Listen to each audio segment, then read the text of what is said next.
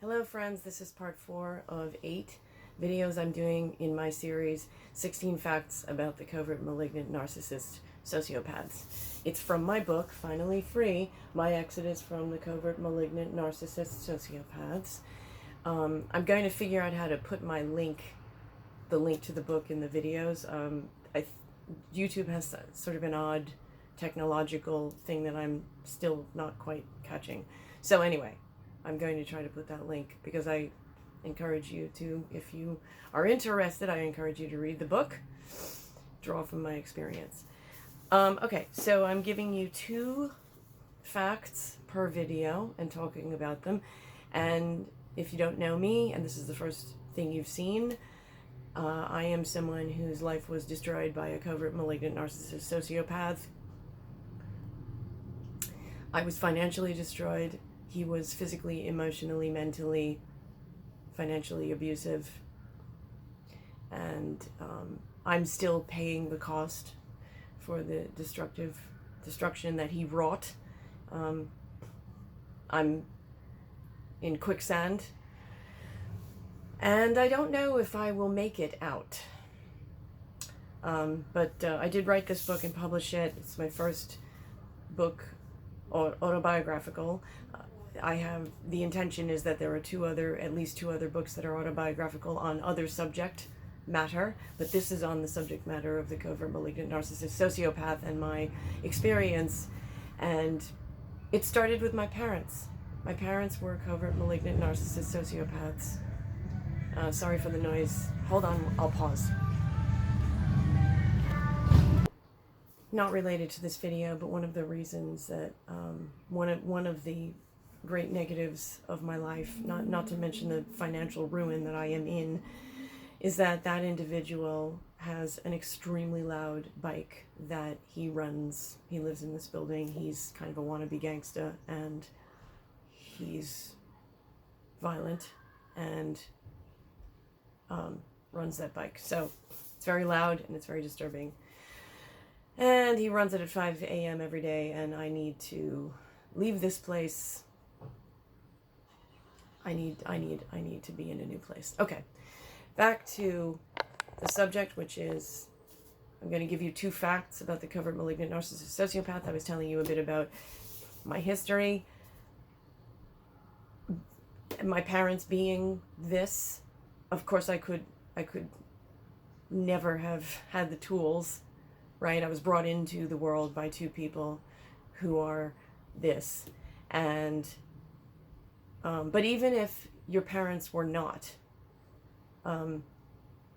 we are not taught to have the tools and be prepared to deal with psychopathy, which is what this is. Covert malignant narcissist sociopath is psychopathy. And we shouldn't have to have the tools. We shouldn't have to be prepared for that. So, but this is what it is. So this is episode 4 of what will be 8. And of the first of the 2 I'm going to give you today, they always have secrets. It is a form of control. They are always hiding something from you that they will let slip later to let you know that they are in control, and you are at the mercy of how, if, or where they decide to place you in their sphere. It's also letting you know that they are in control of all of the information. They are in control of what you know. They are dominant. They are dominating all of the situation that involves them with you, and they're controlling that, and by extension controlling you and dominating you, and by withholding information and letting slip little tidbits here and there, they persistently convey that message of power and control. And you are an accessory. You exist for their pleasure. I would say, but you told me that you were just going to be gone for an hour. And he would snap, I don't answer to you. I had to do whatever with whomever. something that he had not said to me previously. So we would have conversations, and he would make a vague, he would make an ambiguous reference to something he was doing or would be, or something.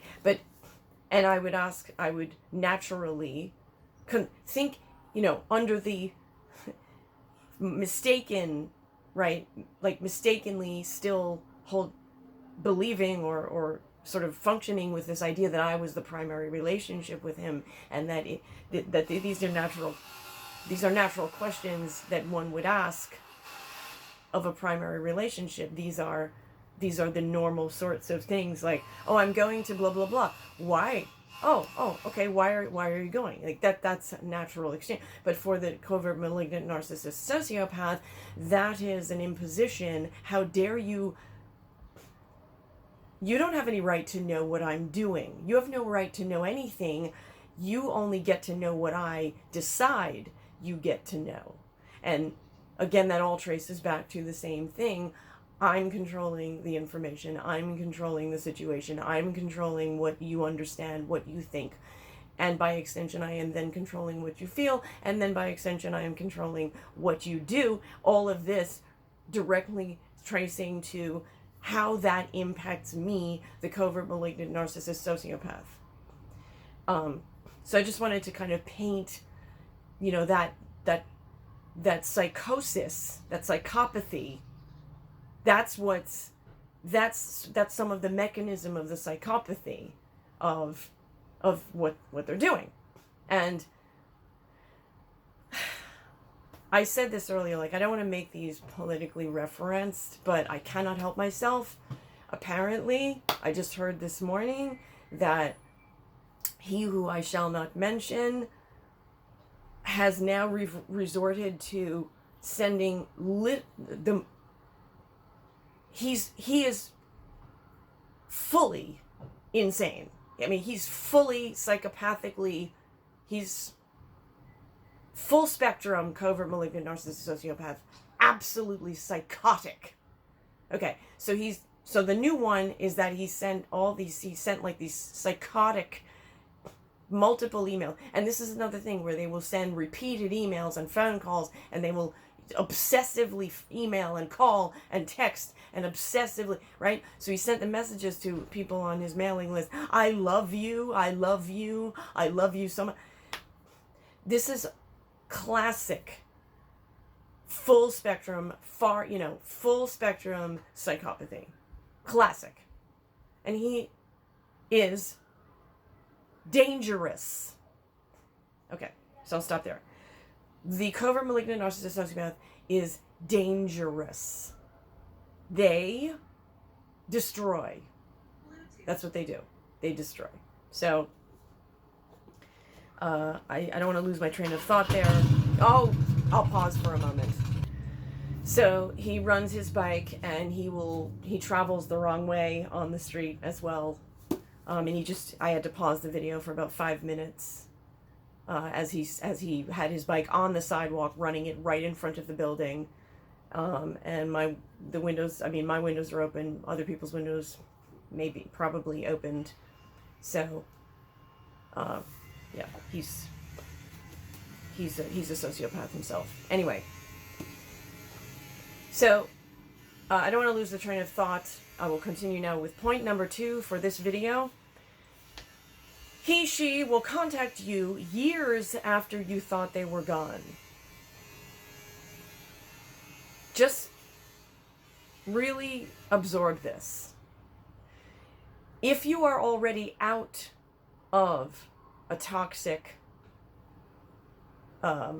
entanglement, right? Because I don't want to call it a relationship necessarily. I don't want to call it, you can call it whatever you want, but I would say that it's an entrapment. It's an entanglement of some sort. You're hooked in with someone who is a complete toxicity to you, right? Poison. If you are still, trapped, and that's a legitimate thing to be trapped. You can be financially trapped. You can be trapped in a lot of different ways, and it's totally legitimate. This is not. I want to stress this. This is not a statement about you some failure that you have. The covert malignant narcissist sociopath's behavior is in no way a reflection of you. They're destructive, controlling, domineering, abusive, everything. That is not a reflection of you. Not. Ever, never, not a single moment of it, not a microsecond, never. It is entirely their program that they are running, it's their psychopathy. I want to stress this because it absolutely bears continuous repetition. This is not about you. And that has two sides to it. And I talk about it in another point, so I won't go into it today. But the thing about it's not about you has two sides. One, very, very, very critically important that you continuously remind yourself, it is not you that has anything to do with their horrible abuse. In no way did you attract it, cause it, provoke it, nothing. Zero. The flip side is that when there is something positive, you have to swallow the pill that it's also not about you. Because they are operating only and solely centered around their ego structure, ego preservation, ego support. So he or she will contact you years after you thought they were gone. This is important because they will show up. They are diabolically capable. Think about how destructive they were to you. I mean, like how destructive this person was, how destructive they were to me before I understood what I was dealing with, and before I knew how to extricate myself, and before I managed to extricate myself, before I understood the science of what this is. I was trapped. And they are diabolically skilled at entrapping. This is their spectacular talent. Trapping, lying, manipulating. It's not you. They just learn your blueprint. You don't know. I didn't know. I gave him my blueprint. I didn't know I was doing that. Now I understand. We don't know. We communicate normally, but what for the narcissist sociopath, that's the blueprint for how to control you. So they have a diabolical talent to pick the worst possible moment to do the most destructive, like the moment you are most vulnerable to do the most destructive thing. So they'll fucking show up. Knock, knock, knock, knock, knock. You don't know when. Now, ironically, I'm going to read you this, and then I'm going to tell you a little bit of a bombshell. I'm going to share a bit of a bombshell with you. I never expected this. I'm writing the book, and I didn't expect it. Here we go. Mr. X has contacted me on several occasions to tell me that he blocked my email and phone number. In those communications, he has added various and sundry turds, such as fake claiming that he, quote, just needed my mailing address to mail the things back to me that he had stolen from my apartment. He knows exactly what my mailing address is. It hasn't changed. He didn't need to check with me about my mailing address. Okay.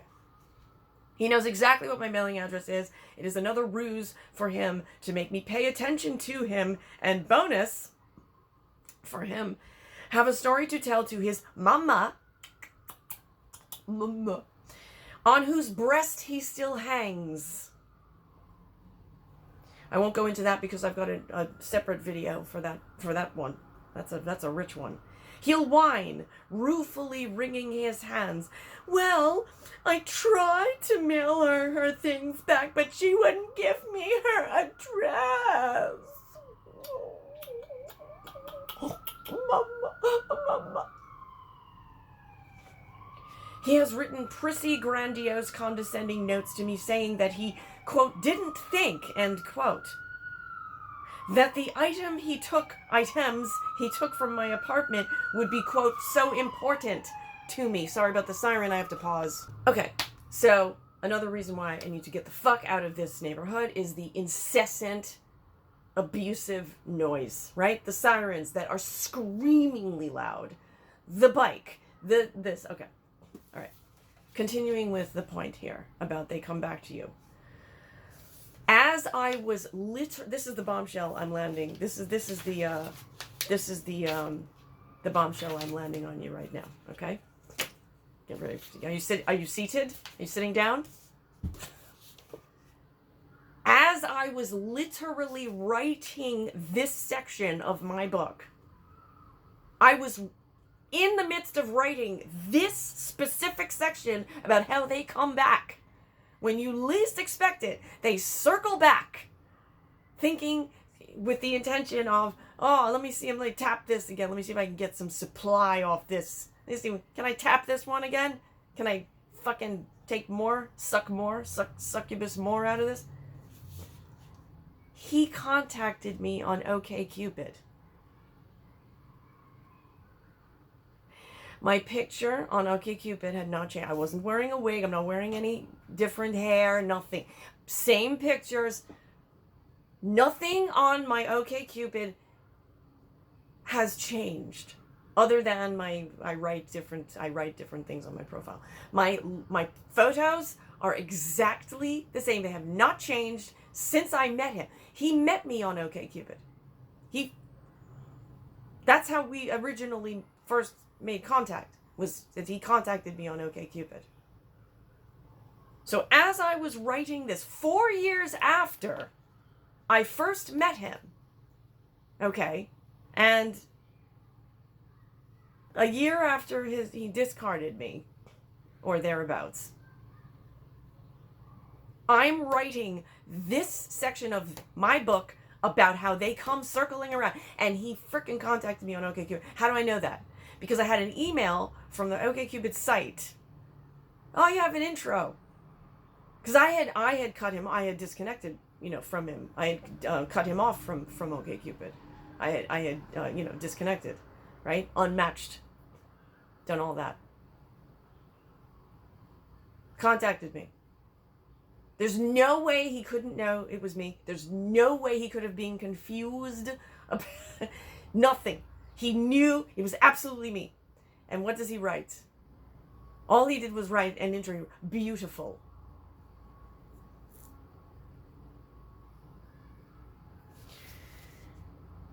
So, it is very, very, very important to gird yourself against these behaviors. If you are in a weak moment, vulnerable, something, whatever, they will eat you alive. Imagine if I had responded. Imagine. So the rest of what I wrote. I received an intro from Mr. X on OkCupid. He wrote, quote, beautiful on one of my photos. I look the same, my handle is the same. Okay. Something else about this. What was it? Oh, yes. So because this is so remarkable that as I was writing, I was a few days away from publishing this book. Okay, I was toward the end. I was days from publishing. Okay, and I'm writing that section of my book, and that happens. So I took screenshots of everything and just saved. I saved all the screenshots as proof of this. Date, everything. It's amazing. Okay. Another aspect, and now about my father with regard to this, because my father was another such, my father was also a covert malignant narcissist sociopath, horribly, brutally abusive. Since I had to cut off communication with my father in February, so I had tried to, and I don't know if I may do, like a post, like a mini addendum book about these. I don't know, maybe I might. Anyhow, I had tried with my father to reconnect with him, and when I he didn't communicate, he didn't communicate, but there was a certain point where I tried to reconnect with him, and at that point he revealed to me that he had cancer. He had it for some time, but had chosen not to tell me that this was happening. And I decided to try with him to try to have something else with him, not condoning everything he had done, not forgetting it, not giving him a pass, none of that, but just trying to have something different so that I could have something for myself that was not all of that horror. If I could just have a little piece of something that I could emotionally connect with, that wasn't all of that horror. And so, and he behaved atrociously. He was abused. He was continuously abusive. And so then after that, I had to again cut off communication. And so after that, I was very clear with him. But the covert malignant narcissist sociopath does not ever care about what you tell them. They don't give a shit. They don't listen to anything that you say. They do not care. You are irrelevant. The only relevancy that we serve to the covert malignant narcissist sociopath is whatever it is they can get from us. Energetically, financially, physically, emotionally, mentally, professionally. That is the sum total of any kind of value that we have for them. It's a very ugly, horrible thing to think about, but it is a fact. They will say all manner of things, but the bottom line is the only thing that matters is what they can get from us.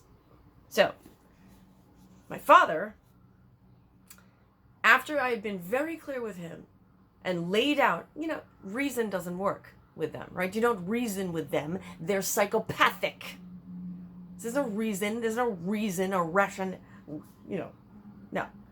He has continued to call and leave messages for me to call him back as if nothing is amiss. He made one mocking dismissal of one of my statements about his behavior, one of the reasons I had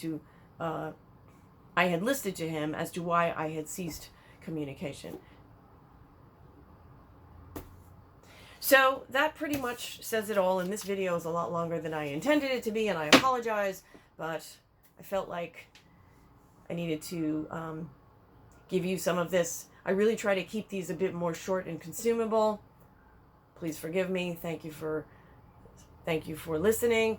I hope this is helpful. If you are not entangled in some toxic awfulness, use my experience as a cautionary tale and save yourself. I hope this helps. Of course, please subscribe. Please look out for the next one. See you on the next one.